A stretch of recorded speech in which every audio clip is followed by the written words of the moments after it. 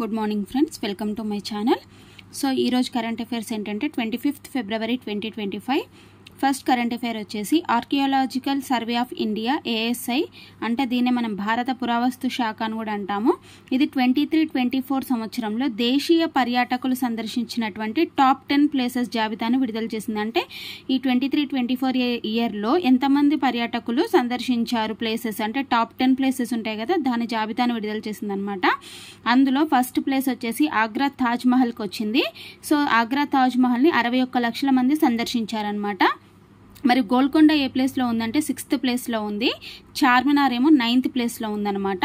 ఈ రెండు ప్లేసెస్ని కూడా 28 లక్షల పైగా కూడా సందర్శించడం జరిగిందనమాట. ఓకేనా.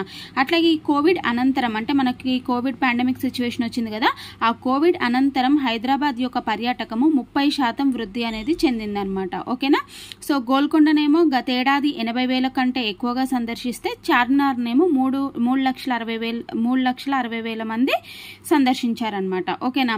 మరి ఎందుకు హైదరాబాద్కి అంత ప్రాముఖ్యత అని అంటే, సో పురాతన చరిత్ర ఉండడం, హైదరాబాద్లో అన్ని గోల్కొండ ఇవన్నీ కుతుబ్షాహీ టూమ్స్ ఇవన్నీ కూడా ఏంటి అని అంటే మన పురాతత్వ సంపద కదా.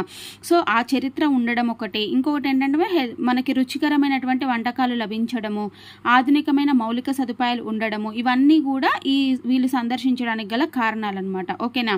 అట్లాగే సెకండ్ కరెంట్ అఫైర్ వచ్చేసి ఉబకాయంపై ప్రచారకర్తలు అంటే ఈ ఉబకాయం మనం నిన్ననే చెప్పుకున్నాం. నరేంద్ర మోడీ గారు సో మనకి ఏమంటారు, నిన్న ఉబకాయం మీద ఏమన్నారు, లాస్ట్ ఇయర్ కంటే ఇప్పుడు ఎక్కువగా ఉబకాయం అనేది పెరుగుతుంది, పిల్లల్లో కూడా 4 రెట్లు పెరుగుతుందని చెప్పాం కదా మన్ కీ బాత్లో సందర్భంగా. సో కాబట్టి దానికి ప్రచారకర్తలను నియమించడం జరిగింది. అది ఎవరు అంటే ఉమర్ అబ్దుల్లా జమ్మూ కాశ్మీర్ సీఎం, మోహన్ లాల్ సినీ నటుడితో సహా 10 మందిని అనమాట. ఓకేనా. సో వీళ్ళిద్దరితో సహా 10 మంది. అందులో ఎవరెవరు ఉన్నారంటే ఆనంద్ మహేంద్ర ఉన్నారు, నీరా హువా అంటే భోజ్పురి యొక్క గాయకుడు, శ్రేయా ఘోషల్ సింగర్ ఉన్నారు, మాధవన్ హీరో ఉన్నారు, మీరాబాయి చాను వెయిట్ లిఫ్టర్ ఉంది, మనుబాకర్ ఉంది, నెక్స్ట్ నందన్ నిలేకని, సుధామూర్తి, వీళ్ళందరూ కూడా ప్రచారకర్తలుగా ఉన్నారనమాట. వీళ్ళు ఏంటి అంటే ఉబకాయం మీద వాళ్ళు అవగాహన కల్పించడం జరుగుతుంది. నెక్స్ట్ ఆయిల్ యొక్క యూసేజ్ని కూడా తగ్గించమని చెప్పేసి వీళ్ళ ద్వారా ప్రమోట్ చేయడం జరుగుతుందన్నమాట. ఓకేనా. అది సెకండ్ కరెంట్ అఫైర్.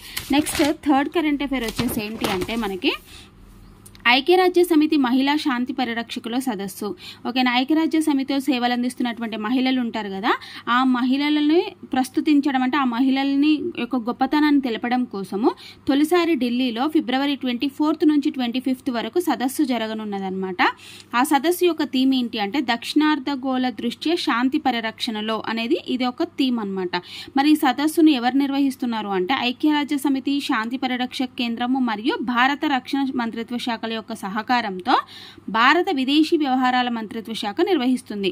అంటే ఇప్పుడు ఎవరు నిర్వహిస్తున్నారంటే భారత విదేశీ వ్యవహారాల శాఖ మంత్రిత్వ శాఖ నిర్వహిస్తుంది, వీటి రెండు హెల్ప్ తోటి. ఓకేనా.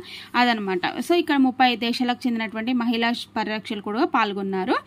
నెక్స్ట్ ఫోర్త్ కరెంట్ అఫైర్ వచ్చేసి ఏంటంటే PM కిసాన్ నిధులు 22,000 కోట్లు. ఓకేనా.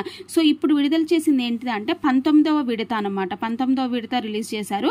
మరి PM కిసాన్ సమ్మాన్ నిధి అనే స్కీమ్ ఎప్పుడు ప్రారంభమైంది అంటే 2019 February 1న ప్రారంభమైంది.